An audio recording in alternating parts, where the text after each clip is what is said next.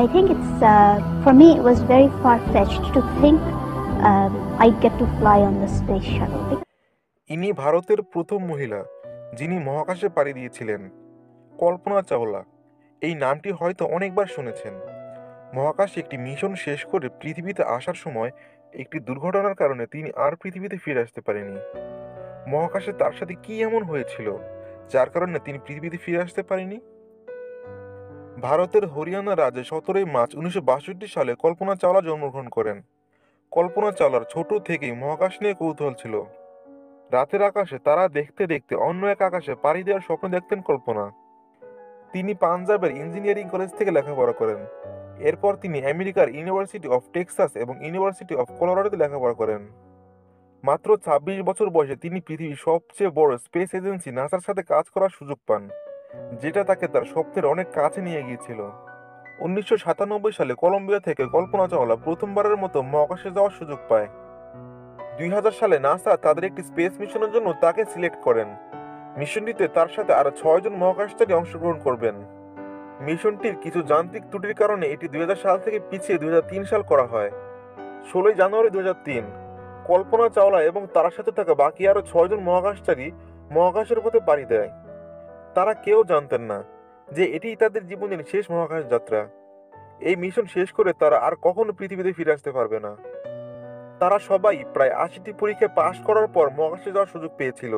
তাদেরকে বহন করা মহাকাশ যানটি লঞ্চ করার সময় স্পেস শাটল থেকে একটি ফোম ইনসুলেশনের টুকরো ভেঙে পড়েছিল। এর মানে তারা যেই মহাকাশ যানে করে মহাকাশে যাচ্ছিল সেটি পুরোপুরি ড্যামেজ হয়ে গেছে। তবে নাসার কিছু বিজ্ঞানীর কাছে এটি খুব সামান্য বলে মনে হয়েছিল। এজন্য তারা মহাকাশ যাত্রীদেরকে এটি জানানোর প্রয়োজন মনে করেনি। তবে পরবর্তীতে নাসা বলে, যদি আমরা এটি মহাকাশচারীদের জানাতাম তাহলে তারা এটি সহজভাবে মেনে নিতে পারত না। মহাকাশে 16 দিন কাটিয়ে মিশন শেষ করার পর কল্পনা চাওলা এবং তার সহযাত্রীরা পৃথিবীতে আসার অভিযান শুরু করেন।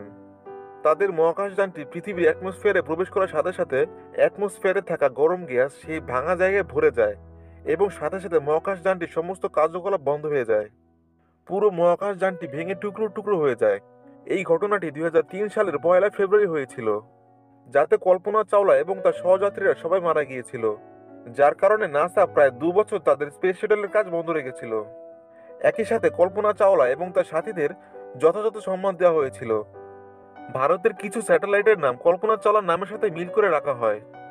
নিউ ইয়র্ক সিটিতে 74 নম্বর রুটটি কল্পনা চাওলার নামে রাখা হয়। অনেক ইউনিভার্সিটি এবং কলেজের নাম কল্পনা চাওলার নামে রাখা হয়েছিল। নাসা তাদের একটি সুপার কম্পিউটারের নাম রাখে কল্পনা চাওলা। যত সম্মানই দেওয়া হোক না কেন, তাদেরকে আমরা আর কখনো ফিরে পাবো না। অনেকে তাদের মৃত্যুর জন্য নাসাকে দায়ী করেন, কারণ মহাকাশ যানটি লঞ্চ করার সময় তারা জানতেন যে এটিতে সমস্যা রয়েছে। তারা চাইলেই সবাইকে পৃথিবীতে ফিরিয়ে নিয়ে আসতে পারতেন, যার কারণে কল্পনা চাওলা এবং তার সাথীরা মহাকাশে হারিয়ে গিয়েছিল। তাদের দেহ টুকরো টুকরো হয়ে গিয়েছিল, যা খুঁজে পাওয়া কোনোভাবেই সম্ভব নয়।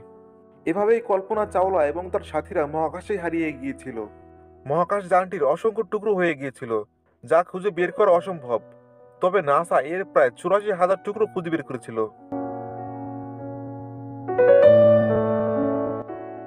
নাসা অথবা পৃথিবীর অন্য কোনো স্পেস সংস্থা কেন চাঁদে মানুষ পাঠায় না তা জানতে আমাদের এই ভিডিওটি দেখতে পারেন। ভিডিওটির লিঙ্ক ডেসক্রিপশন বক্সে দেওয়া থাকবে।